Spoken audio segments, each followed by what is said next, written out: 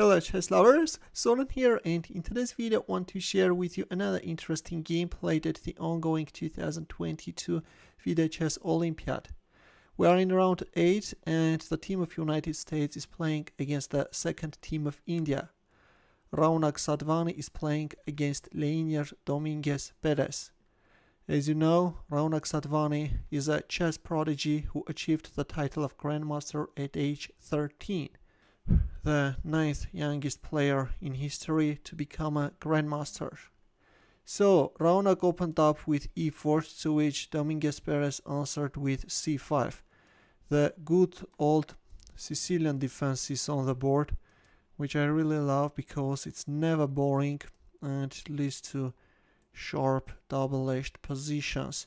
Meanwhile, the Najdorf variation appeared on the board, and so with h5 black is stopping white's further advance on the king side. Bishop e7, king b1, we have all the standard stuff, bishop d3, and black is expanding on the queen side, preparing an attack. h3, h4. In some cases white is even playing g3, h3 and then g4, but that's somewhat time consuming, and so h3 was met with h4, a very effective way of fighting against this type of a structure. I love that pawn push. And so black boldly castled king side, and once the king is on the king side, this time we have rook g1 trying to open up the g file and organize a king side attack. Knight goes back on e2, d5, a very important move. Whenever you can make this d5 move, it's always welcomed. It's allowing you to open up the position, activate your pieces, and proceed with the attack. g3, d takes e4, f takes e4, a5. So black is sacrificing the h pawn and then is moving away his king from the vulnerable g file in order then to strengthen the pawn on g7 with rook g8. Meanwhile, white is making this aggressive rook g5 move. At some point rook h5 check can follow. Also white can double up the rooks on the g file. a4 attacking the knight, and it was in here that Raunak made a very strong move, and instead of moving back the knight on c1, he put it on d4. How do you like this beauty, guys? So he goes for a piece sacrifice, and the idea of it is to put the dark squared bishop on the long diagonal. The piece sacrifice is accepted. We have bishop takes d4, and now let's see what's going to happen next. So in here there is only one move which is not losing, and that move is rook g8. For example, if you play b3, then rook g1 is coming, and then if rook g8, then rook h5 check can land, and very quickly white is going to announce a checkmate. And then queen takes h7. That's why we have rook g8 in order then to strengthen the position further with knight f8.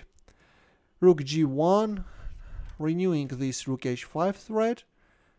That's why we have knight f8 and bishop takes f6. So once there is a knight on f8, there is no checkmate. You know how it goes. In this case already rook h5 check won't work, because in the end of the day black is managing to cover his king and neutralize the attack successfully. After rook dg1 knight f8, we have bishop takes f6. Bishop takes f6.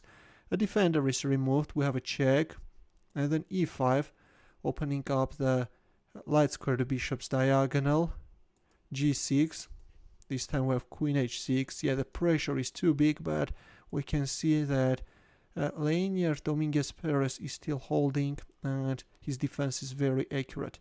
Rook b5, b3, takes, c takes b3.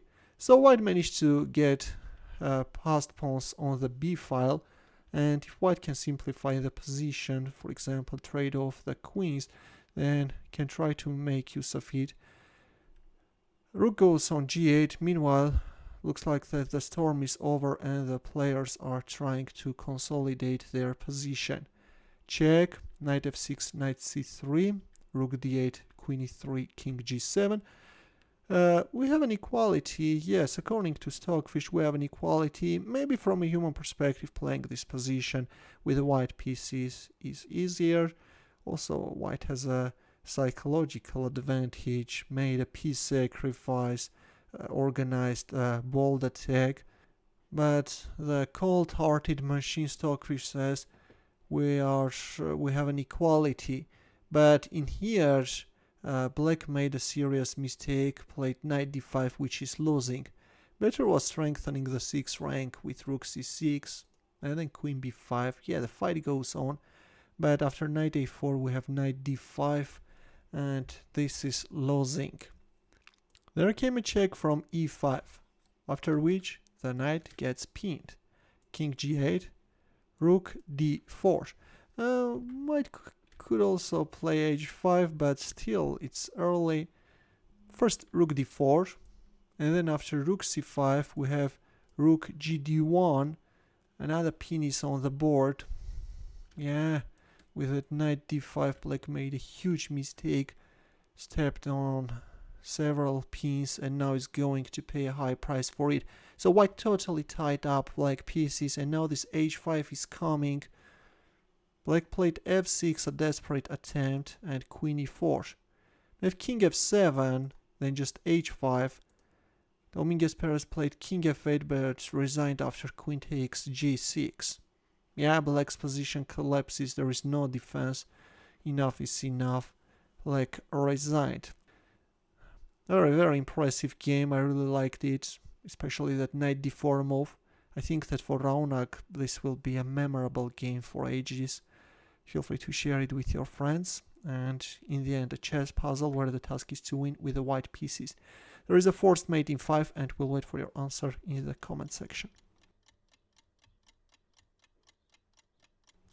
Thanks for watching, we'll see you in my next video. Take care.